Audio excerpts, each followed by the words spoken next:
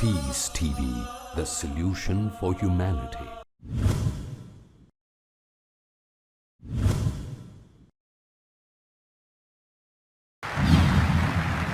May we have the next question from the gent side in the rear? This is Shekhar here. I'm so grateful to the IRF that we get this opportunity to ask you some questions. And for the first time, I've seen you, and I'm glad that I can ask you a simple question. I am a businessman, and one of my only hobby is studying religions. So one of them, obviously, being the Quran. So my question is fairly simple. I really liked what you spoke about Aisha. That was a very wonderful thing that you said. So my question is fairly simple. I'll make it very small. But I really hope that I have the opportunity to cross-question you after you answer me on your answer. Thank you. So we see in Muslim, book number 4, number 2127, wherein it says, a part of it that is, he struck me, Aisha, on the chest, which caused me pain.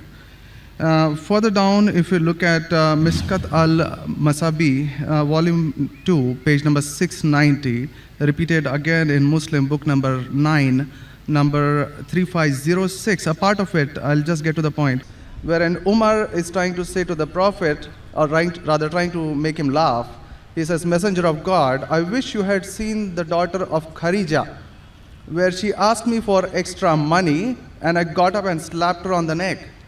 God's messenger laughed and said, they are around me, as you see, asking for extra money. Abu Bakr then got up, went to Aisha and slapped her on the neck, and Umar did the same to Hafsa.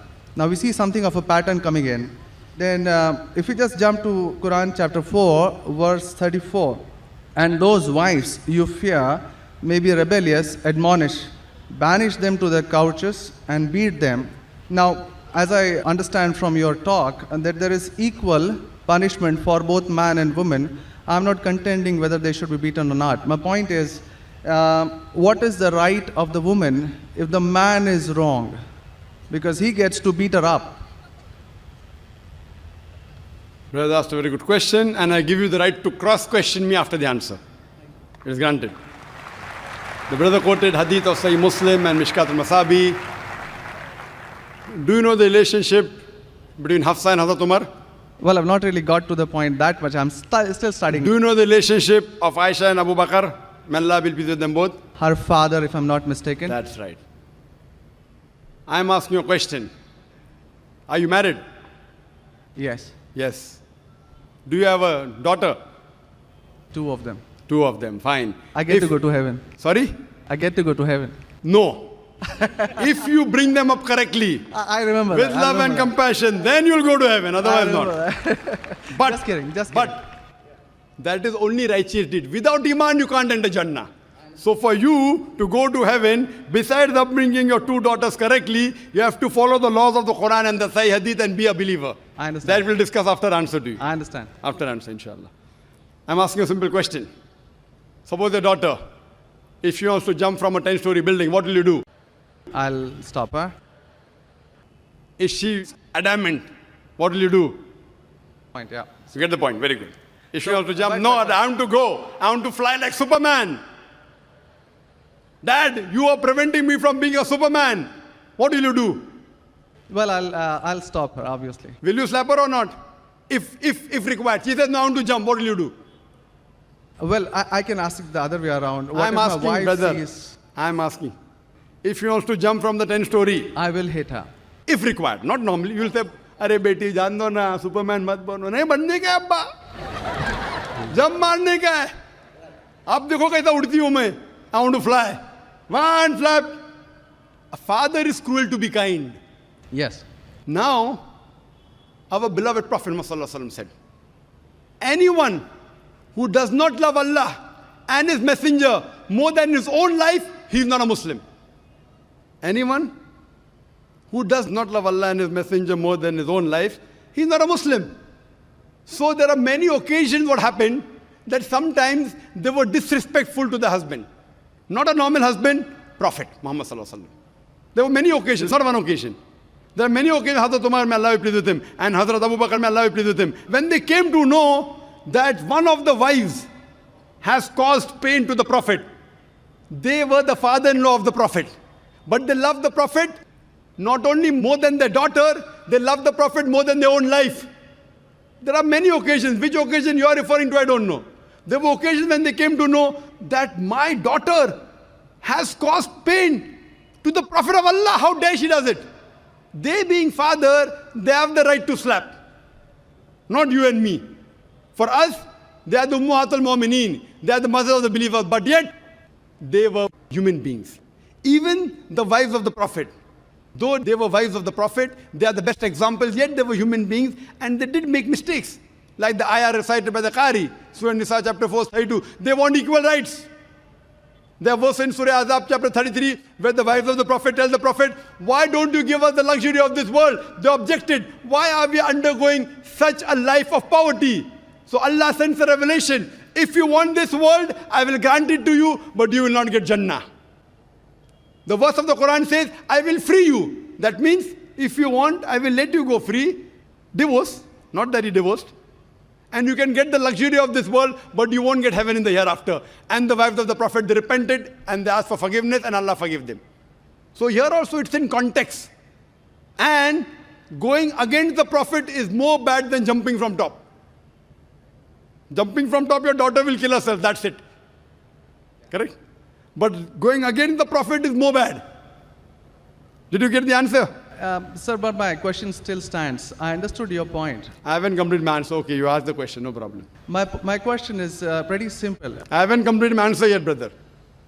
All right. Because I know your question was in two parts. Then you quoted the verse of the Quran, Surah Nisa, chapter 4, 34. Yeah. And said about wife beating. I want to complete that before you answer. Otherwise you say Zakir answered half. I only answered one part of a question regarding hadith. The second part is of Surah Nisa, chapter 4, verse number 34. Exactly after the verse that was recited by the Qari. After verse which says, Ar-Rijalu Qawwamuna 'ala Nisa, that the men are the protectors of the women. The verse says that if they're disobedient, then don't talk to her. After that, don't share the bed. Then the Arabic word is daraba, means beat her lightly. The Arabic word is beat her lightly, daraba. Ibn Abbas, may Allah be pleased with him, said, when you beat your wife, you should not beat on the face. Point number one. Point number two, when you beat your wife, there should be no mark left on her body.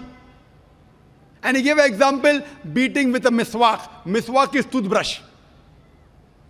In modern way, I will say beating with a handkerchief. Handkerchief. Now, if you beat your wife with a handkerchief, it is symbolic. It is not wife bashing. Wife bashing is not allowed in Islam.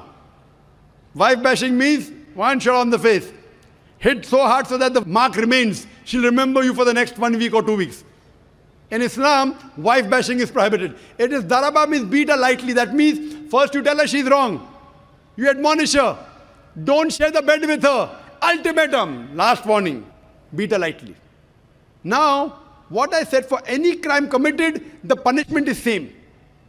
Punishment is same. Beating lightly is not a punishment, it is a warning.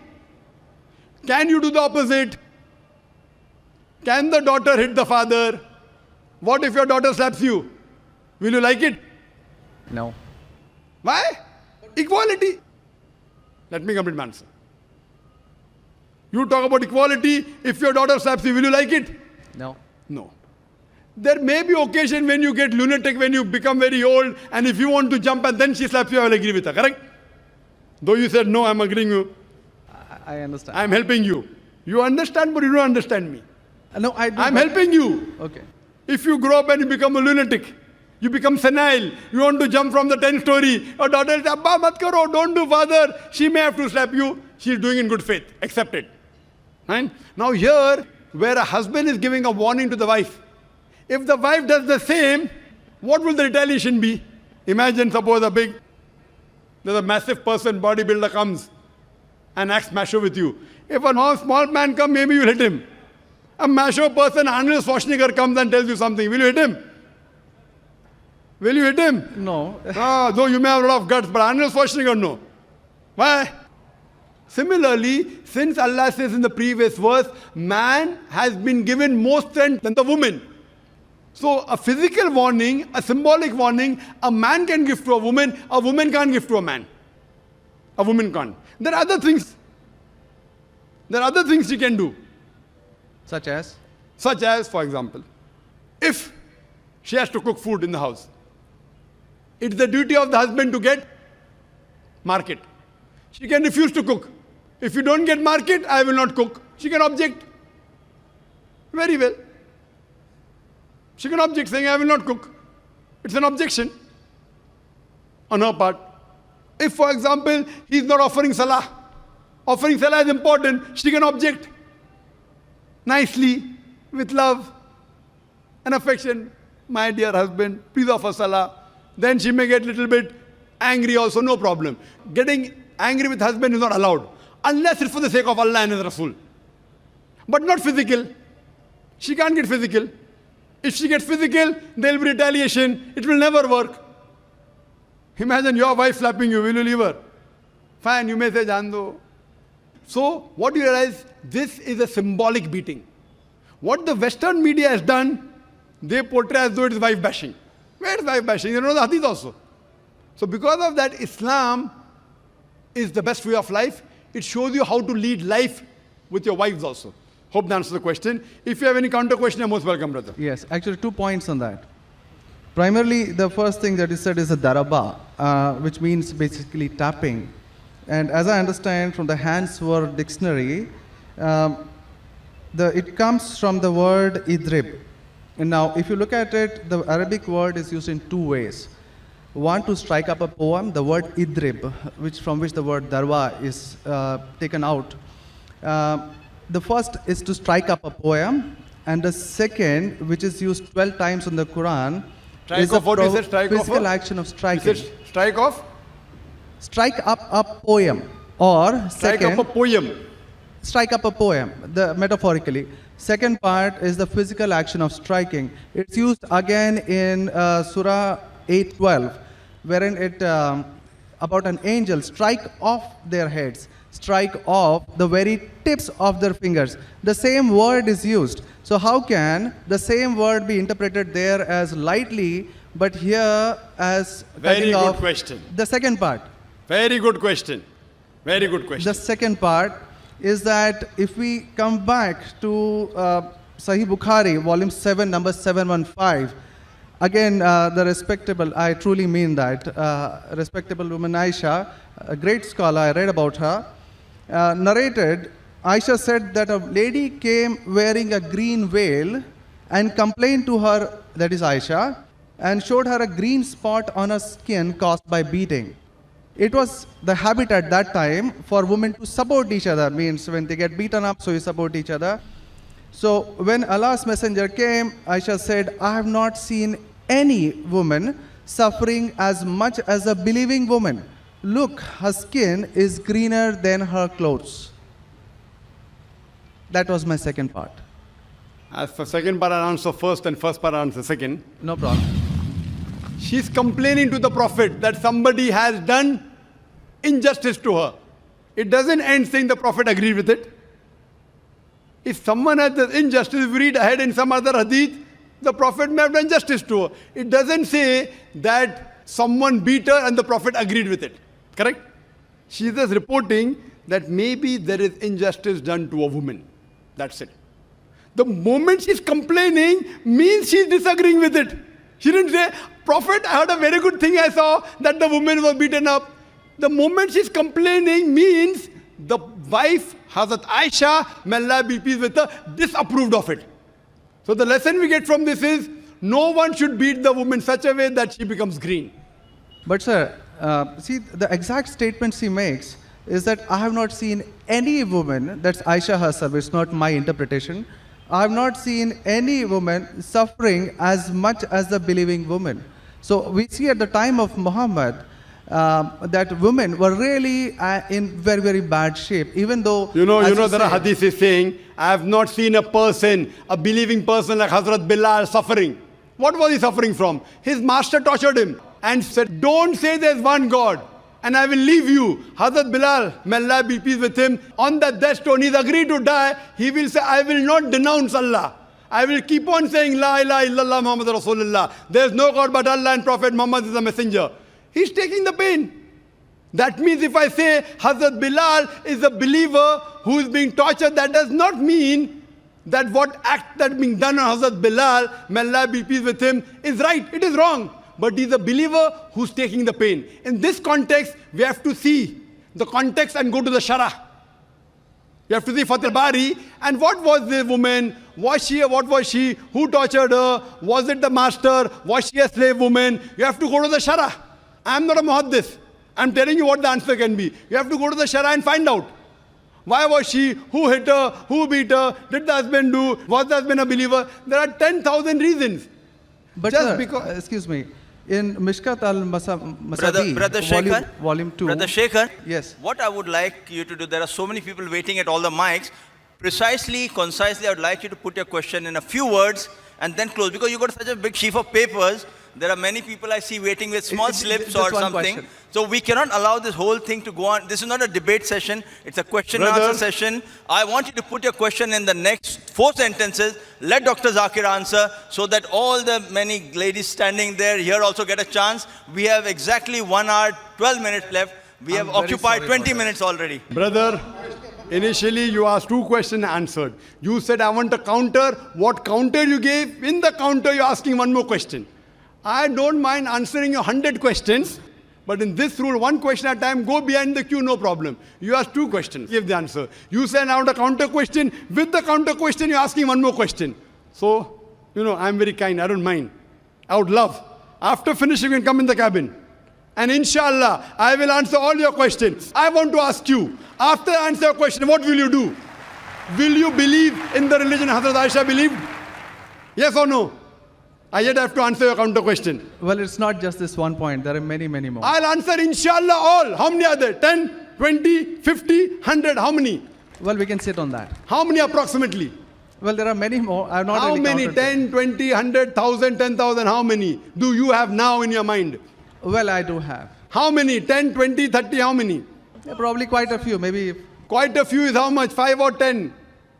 Approximately. I don't know, maybe 100 questions. 100 questions you have? Brother, after this session is over, we sit together. Okay? Write down all the 100 questions. Inshallah. Inshallah. I will try and answer everyone. Okay? I request you, we'll spend the full night together. I don't mind, because you are a seeker of truth. And I'm also a seeker of truth, and my job is to try and clarify the truth. Not that I'm a scholar. I will try and answer all the 100 questions. But I doubt whether you'll be able to write 100 questions. I doubt. Coming to your main counter question, brother. That will be basic counter question. Counter question of yours is that daraba has got 2 meanings. One is strike off the head. You ask me then, how do you come to know which is correct? Correct? Exactly. In the counter question, don't ask 1 more question. That means you're breaking the rule. Sir, I'm just refuting what you said. Not refuting. See, you asked the counter question. Counter question was of daraba has got meaning of striking. That is the counter question. In that counter question, you asked 1 more question. You can't ask 1 more question in a counter question. You can ask 1 counter question, but that was a fresh question that you asked. Now coming to your question of daraba. You said striking, I agree with you. How do you come to know one time it is lightly beating, one time it is striking of the head? You know the verse in the Quran is there, in Surah Maryam, chapter 19, verse number 47. Mary, may Allah be pleased with her, she says, when Archangel Gabriel says that you shall have a son. So she says, how shall I have a son when no man has touched me? How shall I have a son when no man has touched me? Now if you go to the Lugha, your hands wear dictionary, all lanes, I believe you read many dictionaries, all this you can get on internet. It's not difficult. You go on the internet and type, you'll get 100 questions against Islam. Not 100, you get 1,000. Very easy. Not that a person has done research. If you had done research, you'd have come to know who was whose father and who was whose husband and mother, everything. But you go on the internet, you get this very easy. Now, the Arabic word masa has got 2 meanings. Physical touch, it means sexual touch. So when Mary, may Allah be pleased with her, she says, how shall I have a son when no man has touched me? It is understood, it is not physical touch, it is sexual touch. Correct? Yes. Similarly, There are several verses in the Quran. Now, when there are 2-3 meanings, even both can be correct or one can be correct. To have more details, you go to the hadith. Hadith is the commentary of the verse of the Quran. Correct? Maybe the same word has got two meanings. In that verse, it means meaning number one. In the second verse, it meaning number two. Hadith is the commentary. So when we go to the hadith of this Surah Nisa, chapter 4, verse 34, talking about Daraba, there the Prophet said, do not beat on the face. Do not leave a mark. Beat like a toothbrush. I gave the answer, but you were so much concentrating on the notes you have that you forgot my answer. If you have heard my answer, that if there are 2-3 meanings, all meanings may not be right. Maybe one is right, maybe two are right, maybe all three are right. Therefore, you have to go back to the Prophet. The Quran says, Atiullah, Atiur Rasul. Obey Allah and obey the Messenger. So when there are 2-3 meanings, you have to go to the hadith and find out what did the Prophet mean by that word. So there when it says strikes off that, it means strikes off. Here it means strike lightly. So therefore, if you know the supplement to the commentary of the Quran, it's the hadith. Without the authentic hadith, you cannot understand Islam. So a prophet said, it means beat lightly, like beating with a toothbrush, don't beat on the face, don't leave a mark on the body. So these are the guidance given by Rasul. Therefore, it is obligatory that besides the Quran, you have to follow the authentic hadith. Hope that answers the question. And inshallah, I'll wait for you after 10 o'clock in the speaker's lounge, inshallah. Yes, Brother Shekhar? Thank you. And I'll be since you there. have 2 daughters, you said you have 2 daughters and you want, sorry? And one son. The son, there's no hadith saying the son will take you to Jannah here. Yeah. If he becomes the pious son, and if he prays for you, inshallah, even he will be a path to Jannah. What I want to see to it that besides good deeds, you even have faith. Faith is one of the important criteria to go to Jannah. And since you have an urge to go to Jannah, to paradise, inshallah, I pray to Allah subhanahu wa ta'ala, may He make me the zarya, the pathway to take you to Jannah, inshallah.